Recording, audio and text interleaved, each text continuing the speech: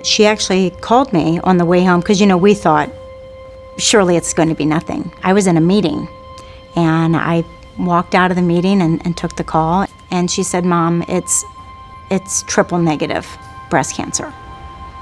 I felt the planet stop.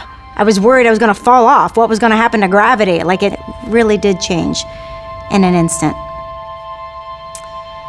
So she said, "Listen, the time's going to pass regardless, and I'm going to make it fun." She called it Cute for Chemo, and she had her cute little matching chemo outfits, and she came rolling up into chemotherapy like the queen bee that she is. She made it fun, and it made the time pass with a little bit of light and levity.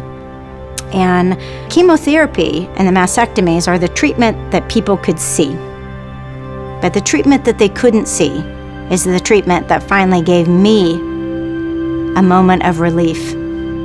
It was the isotopes that let us know that it worked. It's this little teeny tiny beacon that, the cancer is here or it's not.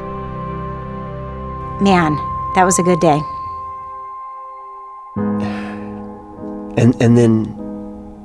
And then you realize isotopes and early detection were able to give me all those years with my dad.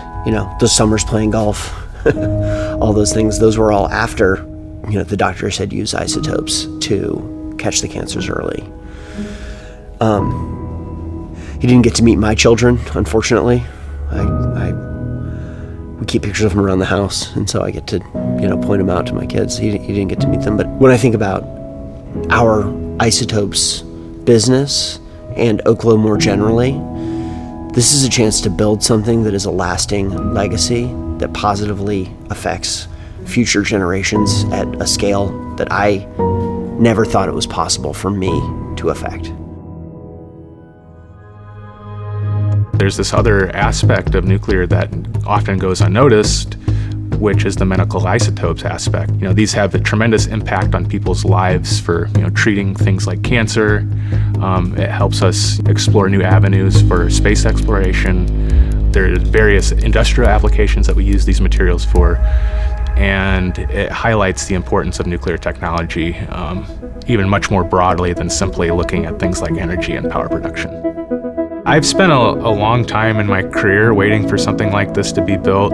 The first time I walked into the Groves facility was truly an inspirational moment for me. I had goosebumps walking into the door. This is a real system that we're actually going to make, and this is going to happen. And it doesn't compare to anything else I've witnessed in my lifetime, especially on the time scale where we're actually achieving this at. The supply is very limited. Most of the isotopes we get in this country are imported from other places. And unfortunately, most of the plants where these isotopes have been produced in the past, they're old, they're falling apart, and have very short half-lives. So from making the first isotope, getting it chemically processed in the form you need, it's got to be a constant replenishing. So consequences are people don't get the medical diagnoses or treatment. Yeah, there's no domestic capability for radioisotope production on a commercial scale. And so this is why what Oklo is doing to stand up as isotope production business is crucial. We don't have that domestic supply. And there are a whole lot of radioisotopes out there that need to be produced on a large scale to benefit much of society. We're throwing away the things we're scrambling to make. I have always viewed the material that people usually refer to as nuclear waste as actually a resource. We can extract isotopes from nuclear waste. So it's just like this sort of circularity. You could really just completely, reuse things full circle. There's a beauty to that. Yeah, I'm excited. I love what we're doing because Oklo as a company, we all believe in our mission. We're ushering in a new era with these new reactors. It has positive benefits for the environment, for society, for the world.